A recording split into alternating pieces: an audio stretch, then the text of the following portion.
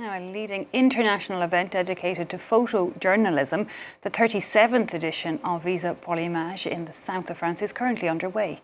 It offers snapshots of our world, highlighting many of its conflicts and catastrophes, with topics ranging from the wars in Gaza, Sudan and Ukraine to climate change. To get more insight, we're joined now by photographer Samuel Bollendorff. Samuel, thanks so much for coming into studio and joining us here. It isn't the first time you've taken part in this festival. Can I start simply by asking you this year, is there any of the exhibitions, any of the photographs that have really struck a chord with you?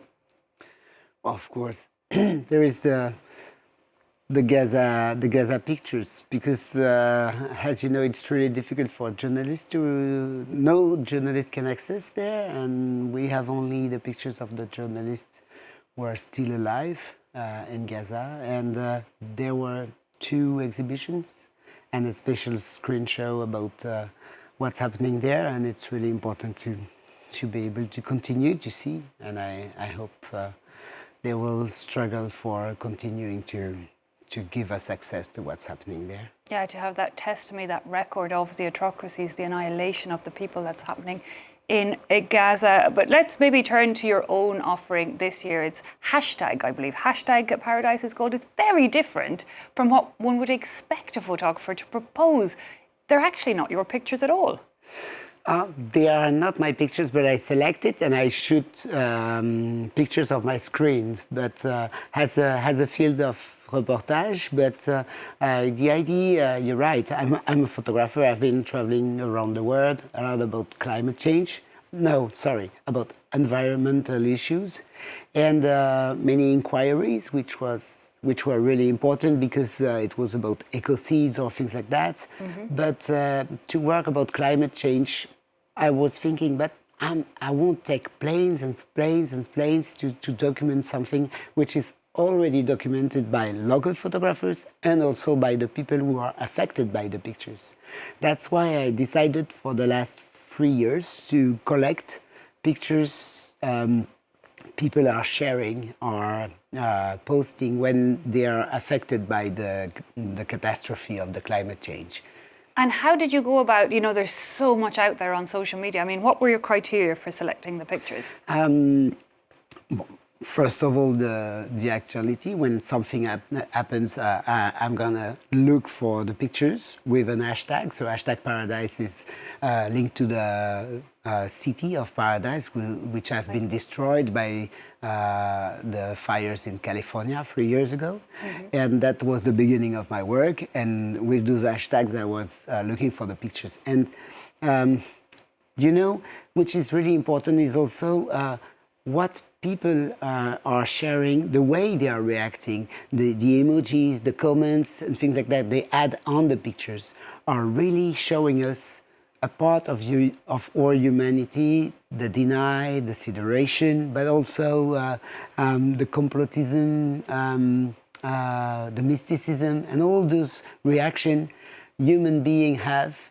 And it's also reaction we put a little bit away the catastrophe itself, and it shows maybe why we are not reacting. Yeah, all that information, and yet, I guess we feel we're reacting when we share things on social media. Yes, but the problem is that we have information about the climate change. It's documented by the journalists, by the scientists, and with the amateurs.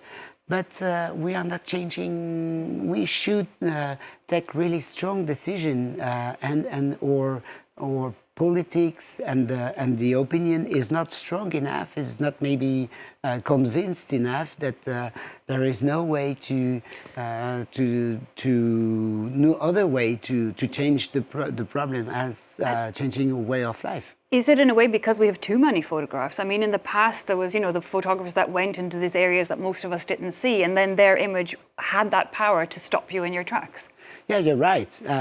We have totally changed our way of consuming the images, but it's a fact. And today we are living that way. So our job as photographers is also to think about that and to find ways of showing and bringing back the main stories in the light of the medias, on the way we are consuming the pictures. And it does, I have to say, it does have a new effect when you see we're watching it there, all those social media small pictures put together, the same picture through many different eyes in many ways. There was also one image, you titled it Apocalypse, but I couldn't even make out what it was, I have to say. Sorry? There's one photograph you took and it was titled Apocalypse. Yeah. Just looks grey and cloudy and it could have been so many things. Yeah, because, many people react with mysticism, and they will think that God could change something of the climate change, and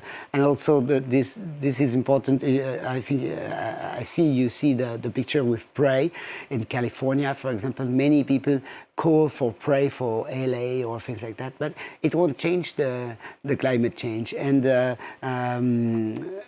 this part of this mystic reaction is also an issue. So there is a kind of there are kinds of typology of reaction, and the mysticism and all those call for praise, or this idea of the apocalypse, or this is the end, or things like that, is really something which I think is not constructive. It's not the way we will be able to find a good reaction. Yeah, we need to regain that grip on reality in a new way, I guess. We seem to have lost it. Yes, and we see that Donald Trump just says that it's an act of God when children dies in Texas with the floods. So we are far from the solution.